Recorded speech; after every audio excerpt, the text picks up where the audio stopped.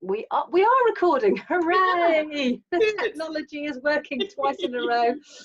Welcome one and all to my study. We're here again with my product placement and my subtlety, and Jesus is still watching. There he is, looking particularly white, which is a rather disturbing thing because he was Palestinian.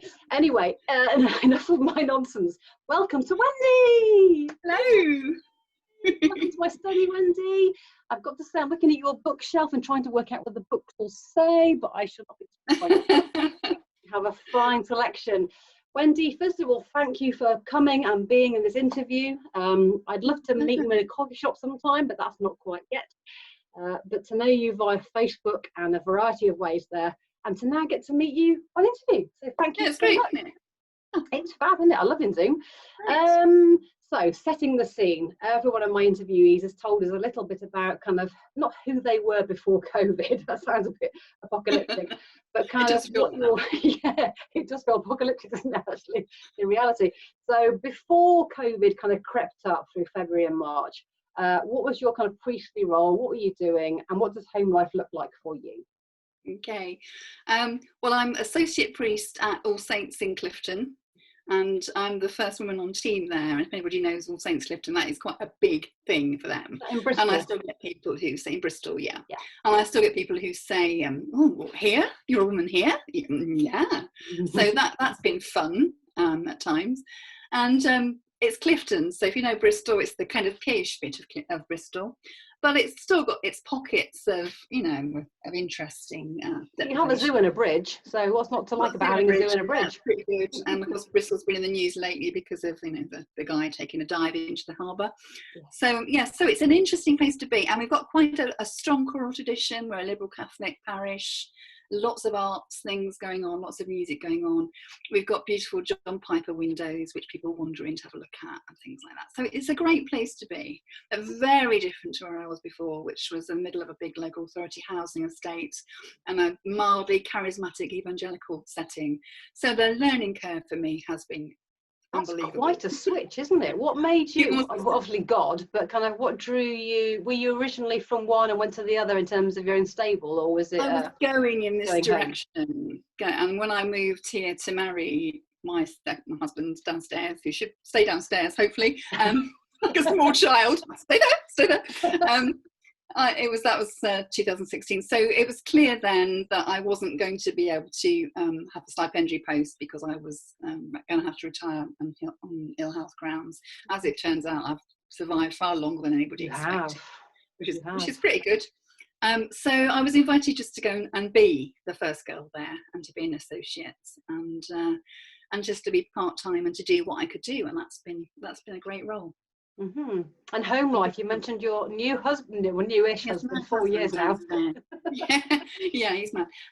Paul Roberts, he's lecturer in worship and church history at Trinity College, so we're just about sort of 5 minutes drive from Trinity College here.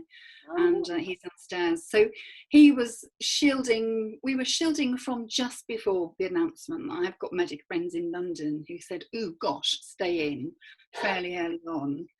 And my daughter's also in London, and she was saying much the same thing. And because he is largely responsible for distance learners, a lot of his teaching's online anyway.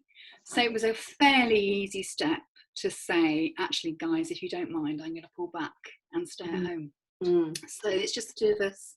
That's what we've done. Adult children away. One adult child is caught in Devon and hasn't been able to, came home from Australia, and we saw him once, and then he and his wife have been stuck in Devon since, and I hope to move up to London soon. And the other one is in London anyway, so they're away, so we haven't seen them apart from online. And one of them's just had a little tiny baby, so 5 weeks into baby's life, it's looking down a Zoom lens. Yes, a little tiny Clemmy who, if we're not careful, she's going to just think Granny's just got a head and shoulders and nothing else. So there's nothing. A bit like clergy mummies, really. That's it, really. Yeah, a bit like mummies, really. It's just a boob and that's it. Like, there's more to a person than this. But she's always asleep when I see her on video links. So she quite clearly, I'm very boring. So I've got to get more interesting before I can see her, and then that will be fine. That's the thing. At this age, they're just smelly and stinky and then crying a lot and sleeping. So there's not a lot to do with them. There's not a lot to see. I can avoid all the interesting stuff. So I don't know about you, but I mean, obviously you kind of saw the need to shield coming a lot earlier because you were in circumstances, you had friends and family who were in the know saying, Wendy, if you haven't thought about this already, you might want to consider. And you're like, yeah, way ahead of you. But how did it feel to actually be told officially in black and white in the letter or the text in our case that came first, you must shield and it looks like this, and if you don't, there's repercussions? How was it for you guys? Well, there's always a thing with me that I think it must be somebody else that this is applying to. So I still don't think it's me that's and I've got stage 4 cancer, that's somebody else. So I think my oncologist mentioned it first after my friends. And then I had quite an alarming text message which came out from nowhere, which was actually quite scary. And then I had a letter, I think from the oncology department, and I had another letter from my GP surgery just a couple of weeks ago, actually. So just as well that I didn't wait for that one. I'm sorry, I mean, how far behind are they? They're lovely, but yeah, they were a bit behind. It was weird. I mean, the text message was strange because there you are standing in the kitchen doing ordinary things, and suddenly you're being told, I think it was worse when my oncologist, who's very can-do, filled in the details, dotted the I's and crossed the T's, said, well, actually, not only are you more likely to get this because your immune system is suppressed because of the drugs, but, if you do get it because you've got little mets, only small mets in my lungs, and not good, not a good scenario. And I think the worst thing has been having done some hospital chaplaincy, knowing exactly what a ventilator is like. So the fear actually at times has been very real, and it's a different kind of fear to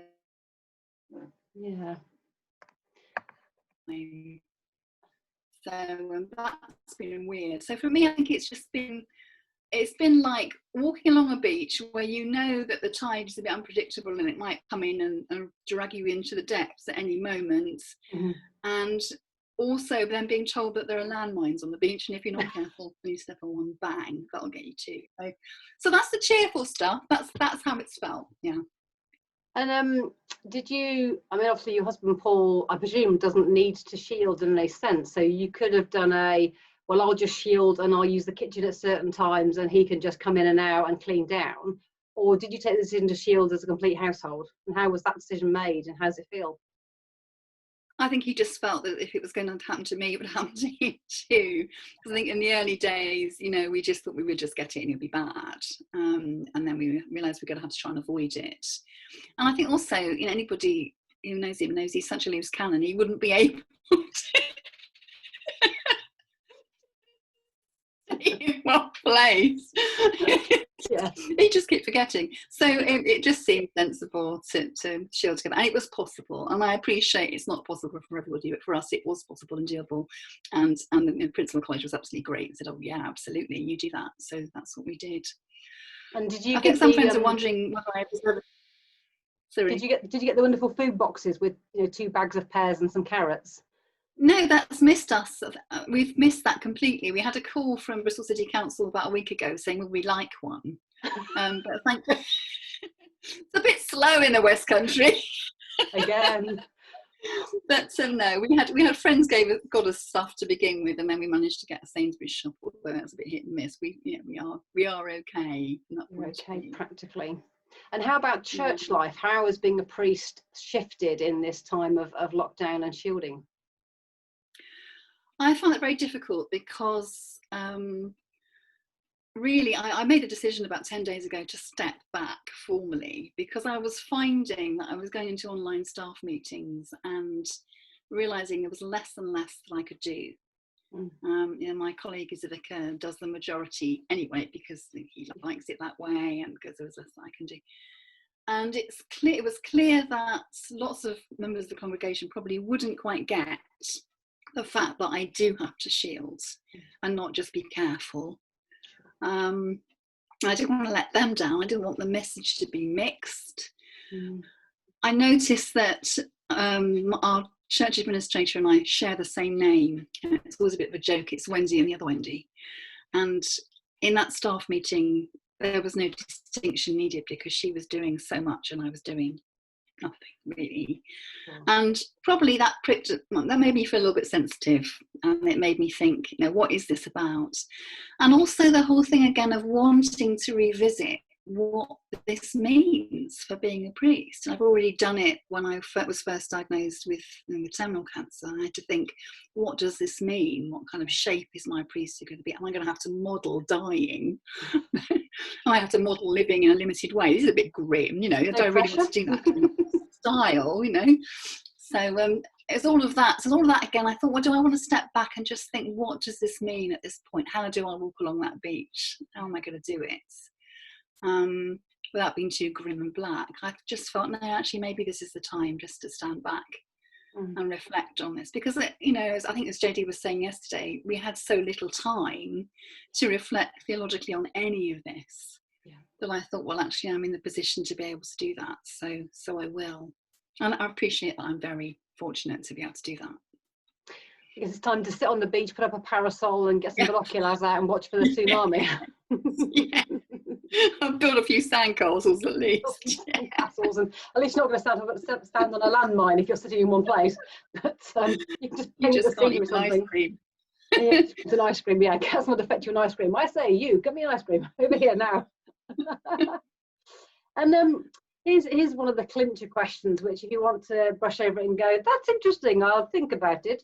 Kind of where's God been in terms of, and we can go as far back as you want, kind of before your cancer diagnosis, where was God? Where was God kind of through the cancer stuff? Where's God been in this weird mix of shielding? A friend of mine who was in a similar position to you, they had also had a terminal diagnosis in the middle of their priesthood, and they said for them they realized that before their diagnosis they had been a professional Christian, and then in their diagnosis they realized that what priesthood looked like was actually more authentic than they thought they had been in the first place, and then shielding has thrown everything in the air. So I just wondered, that got me thinking about you and your similar journey but not the same experience of kind of God being in the mix before diagnosis, through diagnosis, and now in shielding. Yeah, I think it's changed. I mean, I started this 20 years ago, so I was diagnosed with lymphoma 20 years ago, and I wrote a book then, which my prayer diaries, and my prayer diaries were published. And when I look at them now, I think, oh my goodness, really? I don't agree with half the theology in it. I think you have to be joking. And B, it was a case of, I pray something and I'd read something and God would answer what I just prayed. And it wasn't as amazing. And I'm not mocking that, because that happens, and it happened and it was wonderful and I felt supported, and thank goodness that was the case. And it's a lovely story to look at now. Yeah. But I think things have changed in that I think we do change in the way that we understand God to be with us. And in a general sense, I'm afraid I don't agree with Angela Tilby last week in the Church Times when she said that God isn't a suffering God. If God's an incarnate God, then he suffers, or God, or he or she suffers. Yeah. So I kind of feel that because of that, it seems to me that God is so much about our physicality. Mm-hmm. And so on a day-to-day basis, instead of needing all that reassurance, and I still do it, I still go, oh God, could you just show me, can I just read a reading this morning that will just assure me that, I'm okay? And oh, for goodness sake, grow up, girl, you don't need that now. Where I find God now is in the physicality, in the laughter, in the tears, in the anger actually sometimes, in the whole, backs and forwards of doing stuff and living life. And that's where God is. And I think maybe it's a bit like, I think I've used the analogy before, that as I've gone through the whole cancer experience, it reminds me of when my dad taught me to ride my bike. To begin with, he held it at the back and held on, and I rode off, and he let go a bit and I fell off and I wobbled and the rest of it, but eventually he just let me go and stood and watched me ride round and round. And I think that's probably, I'm just busy pedaling, I'm not having to have dad's hand on the back anymore. So I think, it's probably something like that. Does that make sense? Maybe you could go back and rewrite that book in the light of what you know now. It has been suggested, actually. Yeah. But no, I think that was for then. This is now, that's the way to see it, really. The book I'd write to my former self. Yeah. Yes. Yeah. Almost a conversation with yourself, so chapter 1, that's fascinating, kind of what I know now is this, and chapter 2, and that kind of ongoing dialogue with, bit like writing to your former self when you're 16 and going, you know, don't panic, it'll be fine. You don't need that makeup, but if it helps, No, that's okay. right. And your body image is fine. Don't panic about being too fat or too thin. And you know, so maybe there's something in that mileage. I think it's just learning, you know, that whole Rilke thing about learning to live with the questions. You know, I'm happy to live with the questions. I'm happy to, the uncertainty is difficult, but I'm happy to live with the big questions and let them work themselves out. You know, that's part of the mystery of God, isn't it, really? So I think I'm happy to, most of the time I'm happy. You know, there are times at 3 o'clock in the morning when I don't feel like that. There are times when actually, I want a second gin and tonic because this has been a crap day. But generally, that's how it goes, I think. And the important question now, of course, from something you've just said, this is a really key one, so you might want to think it through carefully. Preferred gin, preferred tonic, which do you go for? Preferred gin, oh gosh, that's really difficult. It's always got to be a Fever Tree tonic. Okay. Preferred gin's a hard one, really. I couldn't really see, it is a difficult one. Probably bathtub, but you know, it's a mood thing. Bathtub gin's great. Go and Google that now and just find cool. out. So apart from gin, what has kind of helped you through this shielding COVID lockdown thing? What top tips have you found for yourself that other people might find helpful for them? I've discovered gardening at a very late time. You know, one of my closest friends, Liza, has always said every decade birthday, she said to me, "Oh, you're getting to gardening now. You're getting to gardening now," and I never did. And I got to 60. Had my 60th birthday in lockdown a few weeks back. Are you 60? I'm 60. Get yeah. off. Okay. Thank you. Check, transfer. Pockets money quickly. I got to 60 and suddenly realised that I actually like gardening. So it's funny because I don't know anything really. I can remember the things my dad said, my granddad said, but I don't know very much. I make huge mistakes, but I love it. Yeah. And it's been great for sort of being digging and doing things and letting your brain just kind of percolate things and process things. Yeah. That's been lovely. Having a completely crazy partner is good because there's lots of laughter and lots of stupidity and lots of silly voices and things like that. That's been absolutely brilliant. Yeah. And gosh, what else? I think just having the time to be. And I think we need to cut ourselves some slack because we're so busy trying to fit everything in. You know, I think to begin with, we all thought we should have a routine for the day and follow it and do this and do that and do the other. Until in the end, I didn't just feel like being in prison. It felt like, you know, being in Colditz. I was so trapped by this thing I'd got to do. How do I get out of this? And I think, I do, of course, I have a routine roughly for the day, but it's just been great to have time to be. And I think that's so important when we're priests. And actually, I've got a big pile of IME folders in the corner, clearance folders in the corner. And when I was marking them, I was thinking to myself, one of the things I want to look for is whether this priest knows how to be as well as to do, because we're so busy doing that we forget to be. So I think that's been great to allow myself and say, and there have been a couple of times when I've been doing something and I realised that I'm not thinking about what I'm going to do next or what comes later. I've actually just been in the moment and drifted and done this particular task. And I think we do that less and less, actually. We're always on to the next thing. We're always about doing rather than being. So that's been really important. And I think that's an important thing to let ourselves do. Sure. There's a kind of an urban myth amongst, certainly I notice amongst clergy, because I hang out with clergy quite a lot, but presumably all professions, that when they all get together, the first thing that comes out of the pocket isn't the Bible or the photographs of, newborn children, it's the diary. And there's a real comparison of that busyness. And some while ago, I don't remember when, I haven't done it yet because I've not been that dedicated. I had a real thing about, I don't want to be busy, I want to be fruitful. I want there to be a purpose about what I'm doing, not just a tick box of I've done these things today, look how well I've done, to get through the to-do list or the post-it notes that fill my house. But to actually go, I might have been busy, but actually, who benefited from this? Have I been fruitful? And was it Brother Lawrence said something about practicing the presence of Christ, that if he stands and takes half an hour to wash up in the monastery sink, watching the birds, and is aware of Jesus with him at that point, that is time better spent than rushing through the washing up, rushing into the garden, trying to get all the weeding done, doing the next thing, getting to the end of the day, and thinking, well, I've done all the tasks, but I'm not sure that Jesus was keeping up with me as effectively as I was running around doing everything. And that sense of do one thing well in God's presence is more fruitful than doing 20 things. And God just going, can I just sit here and watch you being frenzied while you forget I'm over here? And our thing is to, our number one thing is to enjoy God, isn't it? That's what we should be doing. And I think I really love Michael Main's writing. I've read Michael Main's books. And the first one I read was Enduring Melody, and he had cancer. He died of cancer. And I remember reading it on the train coming home from Exeter, and I got about 2/3 of the way through the book, and I suddenly realised he was going to die. And it was the book wasn't telling me that, and I suddenly realised that was going to be the end. And I actually cried on the train because I got to know this chap so well in reading it. He was so well read. He wrote so beautifully. He was a priest. He was Dean of Westminster at one stage, and Salisbury. And he wrote a book called A Year Lost and Found, which was produced before that because he had ME. Yeah. And that really explores this whole thing of what do I do when I can't do anything? Mm-hmm.